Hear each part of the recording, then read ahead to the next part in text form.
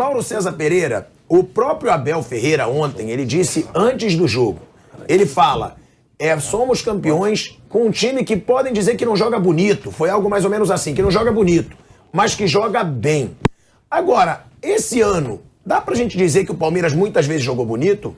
Porque o Palmeiras esse ano ele jogou, né, de forma ofensiva em muitas partidas, jogou um futebol muitas vezes diferente, mudava de acordo com o seu adversário.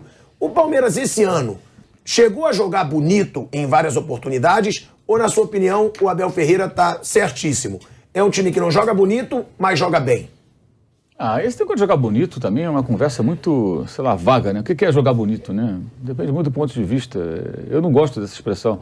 A CBF que colocou um dia na camisa da seleção joga bonito, aí trouxe para si uma responsabilidade que nem sempre querem assumir.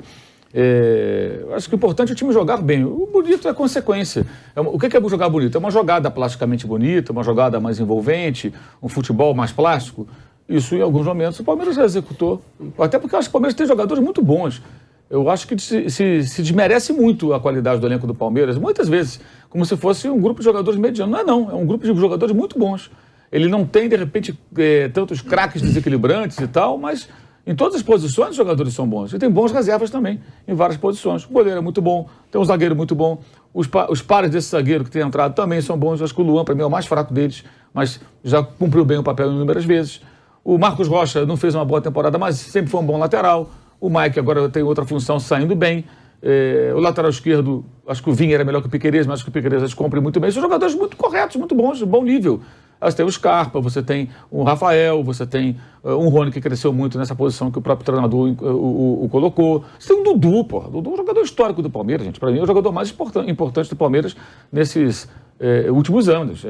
Ele participou de praticamente todos os títulos. Teve um breve afastamento quando foi lá para o Oriente Médio e voltou. Protagonista inúmeras vezes. O time do Felipão não dependia dele, pô.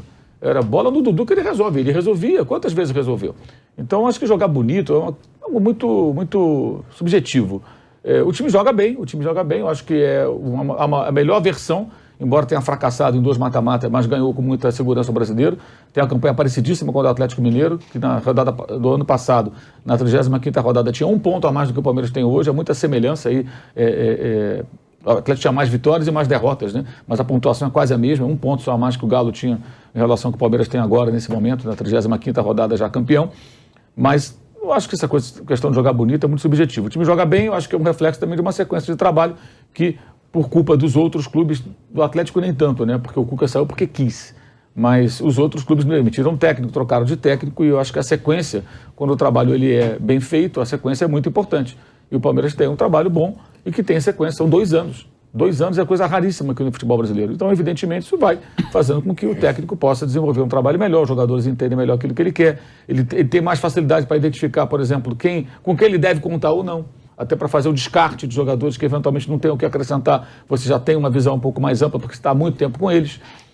O técnico adquire, depois de conquistas, uma força para poder se posicionar em certas questões até internas, que em outras situações o técnico que ficar fazendo composição. Você reparou como é que o Dorival elogia o Fabinho Soldado e o Juan? O que é isso? Isso é política, gente, é composição. Você quer ficar bem com os caras dentro do clube no CT. Frente ampla mesmo. É óbvio, isso é coisa muito... O Abel não precisa disso. O Palmeiras, se ele chegar amanhã e achar que qualquer um lá não serve, vai falar, não serve, não trabalha bem, não gosta do que faz, precisa de uma pessoa mais qualificada e tudo. E isso é relação profissional. Ele manda no futebol? Me parece que sim, né? Mas isso ele vai conquistando. Um técnico que está há pouco tempo num clube, ele não tem condições de chegar, de repente, dessa maneira, né? Você encontra gente, de repente, encastelada em certas posições, às vezes até estratégicas, que podem dificultar o seu trabalho. Isso tudo pesa. Então, depois de um certo tempo, você tem uma autonomia maior, uma segurança maior.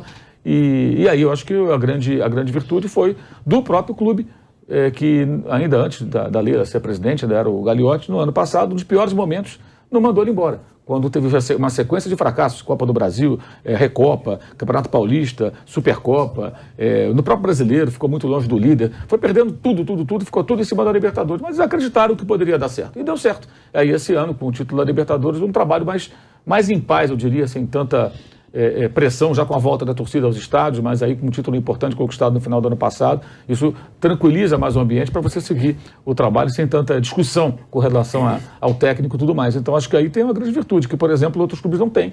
Quando na primeira turbulência já demitem um técnico, e às vezes um técnico capaz de dar a volta por cima. Então eu entendo que aí tem um mérito grande do clube também de ter entendido no pior momento de toda essa trajetória de 2 anos que era melhor aguardar, insistir para ver o que ia acontecer. Se perdesse a Libertadores, talvez nada disso tivesse acontecido. Mas não foi esse o rumo da história. O rumo foi uma vitória no ano passado e isso pavimentou o caminho para esse ano. E o time desse ano, acho que ele joga mais do que dos 2 últimos anos, sem dúvida alguma. Porque é uma sequência de trabalho, uma evolução. E essa evolução, acho que passa muito aí, tem um grande problema para o ano que vem, pelo Gustavo Scarpa, que finalmente acho que ele foi mais aproveitado onde ele sai melhor. Na Libertadores do ano passado, ele estava jogando de ala esquerda. O Scarpa tem que jogar perto do gol, tem que jogar na posição dele, onde fica mais à vontade. Um jogador com potencial muito grande, coloca todo mundo na cara do gol, faz gols, bola parada, bola rolando, é muito forte.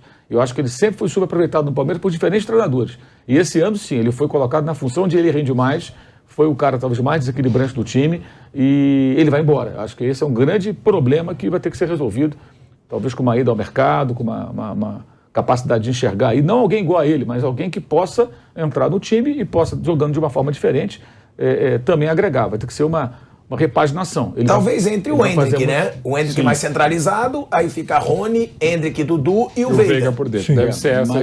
Mas não é a função dele, né? Você vai outra característica. Não, sim, o Veiga passaria a usar mais o... Mas não sei se o Veiga tem essa capacidade que tem o Gustavo Scarpa. A quantidade de passos para gol que ele dá, desde os tempos do Fluminense ele é assim. Ele dá muito passe para gol, ele é muito forte na bola parada. Ajuda demais sem a bola, o que o Scarpa marca, ajuda a morder. Como é que você faz aí? Essa é uma missão que, aliás, não é uma novidade. Eu imagino que o departamento de futebol já deve estar pensando nisso já há algum tempo, porque já se sabe que ele não vai renovar contrato. Então, já há muito tempo tem que estar olhando o mercado para ver o que fazer. Eu acho que o Endrick tem que deixar ser natural. Essa coisa de já querer colocar o garoto como o responsável por uma função dentro do time, não vejo a menor necessidade. Deixa como está indo, que está tão bem. Aos poucos ele vai, né, entrando no time, vai ganhando mais confiança. Já está acontecendo. E vai ter agora a verdadeira carne assada, que é o campeonato estadual, né? No começo do ano. Vai meter gol a rodo naqueles timecos aí do interior, esse time pequeno. Vai fazer o diabo, vai ser um sucesso e vai ficar mais seguro para depois, na parte mais difícil do campeonato, poder deslanchar um pouco mais. Porque o estadual é isso, né? É aquela molezinha. E para um jogador nessa transição é ótimo, porque ele vai ganhando confiança, vai jogar contra times mais fracos. Obviamente vai ter mais chance de fazer gols, de fazer boas partidas, e vai ganhando confiança, vai ganhando mais segurança e naturalmente vai se impor aí como titular, embora seja muito jovem. Mas eu acho que a ida ao mercado vai ser importante e aí vai ter que ter uma boa percepção sobre qual jogador que pode chegar ao clube para preencher essa imensa lacuna que o Gustavo Scarpa deverá deixar. O Palmeiras, nesse Brasileirão, além de campeão, ele é o melhor mandante, melhor visitante, tem o melhor ataque, tem a melhor defesa, o melhor primeiro turno e o melhor segundo turno. O Abel falou sobre essa campanha histórica do Palmeiras, sobre os recordes quebrados pelo time e falou sobre a expectativa também para 2023. Digam-me vocês, uma equipa que bate os recordes que bateu, que faz este Brasileirão que fez, que saiu da Libertadores da forma que saiu, que todos vimos, que foi eliminado da Copa da forma que foi, que todos vimos, que fez uma Libertadores imaculada, que bateu recordes na Libertadores. Eu vou virar as costas a estes jogadores que nos ajudaram até... Não. Enquanto eles me mostrarem rendimento, é com estes que eu conto. Enquanto eu for treinador aqui. Enquanto for eu a decidir. Logicamente que se houver saídas ou vendas, aí as reposições terão que ser feitas. Portanto, quando eu disse uma ou duas mexidas, vai ser em função dos jogadores que sair. Se o Scarpa de sair, se o outro jogador sair porque quer sair, porque quer ir jogar mais, por cada saída tem que haver uma reposição. Portanto, na minha ideia, não estou à espera de mexer muito o nosso elenco, porque estes jogadores mostraram a todos nós, não foi só a mim, que têm vontade, que têm ambição, e não é só deste ano, de há 2 anos esta parte. É uma equipa que ganha de forma consecutiva. É uma equipa que está nas decisões na forma consecutiva. É uma equipa que ganha títulos e que perde títulos nas decisões. E é isso que nós podemos prometer. Portanto, eu quando olho para esta equipa, as mexidas vão ser sempre em função dos jogadores que forem saírem, porque querem ir à procura de outros projetos, ou que o clube venda, e se vender, as reposições têm que ser feitas. Portanto, se não houver vendas, não vai haver mexidas. Ele deixa claro até o que o Mauro falou no começo do programa, que quem manda no futebol é ele. Que ele vai querer repor de acordo com as saídas, só se vender, que ele quer contar com esse elenco. Eu vou até passar a palavra para o Mauro depois, né, sobre essa situação, que foi exatamente o que ele disse no começo do programa. é o Abel Ferreira deixando claro, ó, quem manda aqui sou eu. Eu quero um elenco enxuto, eu quero esse elenco, porque vem mostrando serviço. Mauro César Pereira, sobre essa situação do Abel, deixar claro o que ele planeja para as contratações. Ali, ele avisou, quem manda no futebol sou eu, e eu vou definir as contratações e pro lugar de quem. É um planejamento, né, Mauro? É uma gestão dele querer equilibrar o time dele. Normal, pede o jogador, contrata o jogador, não vejo nada de... Mas tem muito time que sai contratando por nome, várias posições iguais. Ele tá deixando claro ali um planejamento do Palmeiras. Depende. Vai ser um time ainda equilibrado. Pode ser bom ou pode ser ruim o planejamento, né? Aí depende, a gente vai ver quem vai ser contratado. Atuesta é planejamento? Para mim é um mero coadjuvante que não acrescentou nada.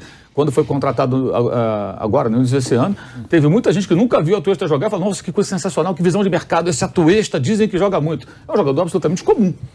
Então depende de quem o Palmeiras vai pescar no mercado. Se vai trazer jogadores que vão acrescentar ou não. Aí depende dele, do Anderson Barros, que faz um trabalho até muito silencioso, um cara muito discreto, e de mais pessoas que trabalhem no departamento de futebol do Palmeiras. Agora, se vai ser um bom planejamento ou ruim, a gente vai saber com o tempo, quando os jogadores chegarem, né? Alguns se acertam e outros nem tanto.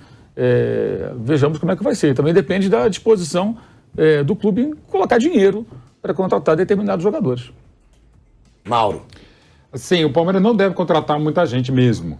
Né? Aliás, o Abel, ele deu a letra. Normalmente o treinador é criança no 2 de dezembro com cartão black na mão. Ele vai pedir tudo, né?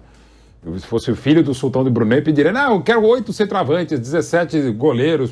Parece o querido craque Neto convocando para a seleção brasileira. Convoca mais para o Exército, né? Todos centroavantes. Beijo, Neto, me liga. Mas enfim, o casal também é assim. Mas vamos lá. O Palmeiras não deve contratar muito, eu acho que até pode contratar um pouquinho mais, mas não vai contratar muito, até porque, para mim, insisto, que eu tenho falado já há algum tempo, o maior reforço de qualquer clube brasileiro vai ser o Endrick em 2023. E tem outro moleque da base, que não é também para apressar, mas é o parceiro dele, que é o Luiz Guilherme, que é muito bom. É muito bom. A gente fala menos dele, né? E quando se fala o companheiro do Endrick, como lamentavelmente uma outra empresa colocou, e o próprio Endrick colocou, falou, cara, o companheiro do Endrick chama-se Luiz Guilherme, da seleção sub-17. Um baita desrespeito e um péssimo jornalismo também, que aliás que a gente tem feito demais, isso eu também. Mas enfim, e tem o Giovani, que é muito bom, mas passou por lesão, passou por operação, precisa aguardar. Então tem gente muito boa a ser escalada. Entendam, ou se quiser não entende também, porque a gente pode até falar e vão ir para o outro lado. O Tabata chegou já como reposição para o Scarpa. É a mesma coisa? Não, inclusive porque são CPFs diferentes. Embora às vezes tenha até atletas e vencedores que têm vários CPFs também, não é problema algum, né? Dentro de campo. Na justiça é outra questão. Mas enfim, o Tabata tem algumas características que pode até suprir do Scarpa. Dificilmente, porque o Scarpa é o craque do Palmeiras esse ano, e o craque do Brasileirão. Então não é fácil, até sobretudo sem a bola, como se mata o Scarpa e tal. Mas o Tabata pode ser. Agora, dificilmente o Palmeiras vai passar de 2 ou 3 contratações impactantes, muito difícil. A não ser que alguém se lesione, que eu espero mesmo, não aconteça. Com certeza, uma das contratações vai ser o substituto do Scarpa. Né? Ele mesmo já deixou isso claro, que o Scarpa vai sair. O Scarpa que, mais uma vez, ele é o líder em assistências do Campeonato Brasileiro. De novo. Pela 4ª vez seguida. Foi o que o Mauro César falou. Seguida não, pela 4ª vez no Campeonato Brasileiro, ele é o principal, é o líder em assistências. E não é só bola parada, tem meio bola construída. Sim. Agora, fala também do Dudu. Mauro Betting fez o golaço que ganhou aí o prêmio Tectoy, né? A jogadaça pro gol do Endrick também é dele. E o Dudu, ele é tricampeão brasileiro já pelo Palmeiras. Né? Alcançou o topo do ranking de jogadores que mais venceram pelo Palmeiras no torneio nacional. Ele chegou a 117 vitórias e superou o Leão, goleiro, com 112. Qual é a dimensão do Dudu? Agora perguntando para você e para o Piperno também, que além de jornalistas são torcedores, para o Palmeiras. A dimensão desse cara. Tá renovando, né? Tá discutindo renovação. Tá. E quando ele saiu pro Qatar, um pouquinho antes, eu fiz uma longa entrevista com ele, ele falou, cara, por mim eu encerraria a carreira no Palmeiras. Aí tem uma série de coisas até fora de campo e tal, e acabou levando pro Qatar, voltando. Ele já queria naquela época ficar, dificilmente, até pela idade, que o Dudu saia do Palmeiras. Vem uma outra proposta, não parece ter um mercado, e até pelo que ele já experiência internacional que ele já teve, merecidamente bem de vida. O Dudu tem chance de bater recordes numéricos, né, de presenças e tal, de títulos também. O Dudu, ele, com a camisa 7, para um clube que teve Julinho Botelho e Edmundo, para mim o Dudu tá abaixo. o que não é nenhum demérito. Só que o Dudu tá de um jeito, e ele é para mim o maior jogador do Palmeiras no século, e é o ídolo do Palmeiras no século, que ele pode se escalar no Palmeiras de todos os tempos. Assim, ele mesmo, Dudu, se acha ainda inferior ao Edmundo, tecnicamente. Eu acho o Edmundo muito mais jogador, o que não é um demérito. O Edmundo foi um espetáculo. Mas para a história do Palmeiras, a cada jogo que passa, a cada partida que passa, a cada conquista que passa, e até quando não ganha, até por aquilo que eu falei do Abel, o Dudu tem muito dessa identificação, birrento, marrento, barulhento, xinga todo mundo, extremamente palmeirense, provoca adversário. Gol contra o Corinthians no Pacaembu, que ele tirou o boné do Vanderlei Nogueira, gol do chapéu lá em 2015, logo depois do pênalti catado pelo Fernando Praz. O Dudu, ele tem um grau de identificação merecidíssimo, que ele já tá... O meu time que eu vi em 50 anos tem um ataque Edmundo, Evair e Rivaldo. O Rivaldo foi o maior do mundo em 99, jogou no maior time que eu vi de bola rolando do Palmeiras de 96. Olha, me dá um tempinho, assim como eu falei do Abel em relação ao Luxemburgo, o Filipão Brandão, o Dudu, quando acabar, cara, não vou dizer que ele vai tirar o Edmundo do Rivaldo, do Evair ou do Rivaldo, mas eu acho que já tá no aquecimento, cara. Assim, ele tá numa... Porque ali atrás do César Sampaio, o Alex, Ademir da Guia, eu não mexo. Mas o Dudu é essa história. É uma assim, renovação, pra muita gente é uma renovação tranquila, contratual? Eu acho que vai ser como várias outras, mas deve dar no final tudo certo. Pelo interesse das partes, né? Os filhos profundamente identificados com o clube também, família, tal. Ele é um caso raro também nisso, né?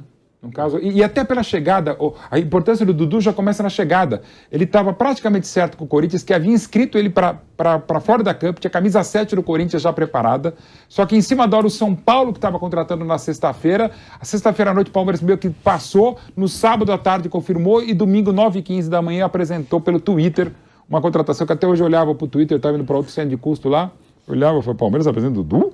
Não, tá de sacanagem. Não se usava tanto o termo fake news, né? E não se fazia tanta fake news também. Não é possível. E foi possível, a partir dali foi a virada de jogo fundamental para o Palmeiras até na Copa do Brasil no final daquele ano. Ele foi eu acho que ele tem uma outra coisa, né, Mauro? Ele é o símbolo da virada, porque a partir daquele momento, o Palmeiras recuperou parte da sua autoestima no mercado. Veja, um ano antes, o Aidar tinha falado aquele monte de coisa. 6 meses, o Palmeiras estava perdendo o Allan Kardec. O Thiago Mendes ainda naquele período foi para o São Paulo. Falou, o problema do Palmeiras é um pouquinho melhor. Falou, não, eu me sinto mais preparado, mais estruturado para ir para o São Paulo. O Palmeiras perdia várias bolas divididas. O pai do Marcelo Moreno. Osvaldo, que foi para o São Paulo, o Palmeiras pagava mais. Ele falou, não, eu vou para um clube mais estruturado que o São Paulo. Eu desci do Ceará. Pois acontecia esse tipo de coisa. Agora, você escalou esse Palmeiras do volante para frente. O meu Palmeiras, do volante para frente, eu até concordo contigo. Eu sempre tenho uma dúvida aí em relação a encaixar ou não o Djalminha, mas aí o ciclo dele foi mais curto. Mas a minha defesa teria Leão, Arce, Luiz Pereira, Gomes e Roberto Carlos. Luiz Pereira e Gomes é minha zaga também. Eu acho que o Gomes é um cara que... Esse foi um outro cara que... Oi? Eu boto Marcos e Cafu. A zaga Luiz Pereira e Gomes é a zaga que eu vi também. Em 50 anos. Em relação ao Marcos e o Leão, eu sempre faço aquela distinção, né? Eu acho que o Marcos foi muito mais ídolo, o Leão foi mais, acho que foi mais goleiro. Mas o Marcos, indiscutivelmente, é mais ídolo, é palmeirense. Até porque também é um personagem mais, enfim, midiático, provoca, brinca e tal. Ele encarna muito o palmeirense. Também. O Leão não. Não, o Leão encarna aquele palmeirense bravo, né? Ranzinze. Então, Leão, um beijo, Leão. Tô devendo, não sei, Leão. Eu tô devendo aqui. Mas pra mim foi o melhor de todos do Palmeiras. Jogou demais. Mas você também colocaria o Dudu no time de todos os tempos do Palmeiras? O Dudu Olegário, sim. Mas o César Sampaio, eu não posso falar que a dona Maria Helena, um beijo, melhor café. Mulher do Dudu vê sempre a Jovem Pan. Um dia que eu fiquei na dúvida entre o Dudu e César Sampaio, ela nunca mais me serviu café. Mas dona Maria Helena, um beijo pra você. Mas eu acho que o Dudu Olegário. O Dudu, acho que ele já entraria assim num time B do Palmeiras. Ele pode se comparar ao Marcos, goleiro? Sim, nesse século. De ídolo. Não comparar, mas nesse século é o grande craque ídolo do Palmeiras. E a opinião do Não, mas em dimensão de ídolo, ele já está à altura do Marcos? Eu acho que não, nem do Ademir da Guia aqui. É o divino por definição. Mas o que o Dudu está fazendo, e é uma carreira ainda em construção extremamente vitoriosa, e de novo essa identificação. O Dudu tem milhões de Dudus nas arquibancadas. Em cima do Ademir da Guia, ele considera esse momento do Palmeiras a terceira academia. Vocês concordam? O Ademir da Guia, eu já discuti isso muito com ele, inclusive pessoalmente. Eu poderia, a Via Láctea da Parmalat, eu acho que poderia ser a terceira academia, mas eu gosto de deixar as coisas, eu não gosto de renomear, eu vou dar razão para o Flávio Prado sobre se Taça Brasil Brasileirão, se Robertão Brasileirão, quando se assume, cumpra-se. Né? A Via Láctea tinha um elenco mais, tinha um time mais talentoso que esse. Tal. Mas o que chegou a ter esses 7 jogadores convocados simultaneamente para a seleção brasileira. 93. Quer dizer, não é o caso desse elenco. E com detalhe, tirou uma fila de 16 anos. E em tirar em 16 anos, em 18 meses, o Palmeiras ganhou 5 títulos. O Rio São Paulo com reservas, e 2 paulistas e 2 brasileiros. Nenhum time que ficou tanto tempo na fila saiu tão bem. E era outra coisa também, e não é só elogiar a Parmalat, mas também era outro momento. A Parmalat, quando foi começar a montar um time mais jovem, até para ter negociação na Europa e não só com Parma, quem que ela buscou? Edmundo e Edilson. Antônio Carlos e Roberto Carlos. Olha o nível dos caras. Não estou falando que agora não tem, a gente já falou, e o Mauro César comentou bem, o nível do elenco do Palmeiras, evidentemente, é muito bom. Jogadores históricos para a história do Palmeiras. Mas olha os moleques que se tinha. Hoje, sinceramente, você tem um Edmundo disponível no mercado para você bancar, Palmeiras ou Flamengo, Atlético Mineiro, um Edilson, um Roberto Carlos, um Antônio Carlos, e logo depois um Rivaldo. O Rivaldo chega em agosto de 94 sendo do empréstimo do Corinthians. Lembrando que esse monte de gente que você citou, foi todo mundo contratado pelo Palmeiras antes da Lei Bosman lá na Europa. Sim, é de 95, que era outra realidade também. Muda o jogo. Hoje todo mundo. Tipo o Vini Júnior, com 2 jogos profissionais já estava lá. O Rodrigo com 18 anos, possivelmente o Hendrick. Era uma outra realidade. Não estou falando que tudo era melhor na época, mas também foi uma felicidade muito grande naquela cogestão entre Palmeiras e Parmalat de ter nomes como esses disponíveis no mercado.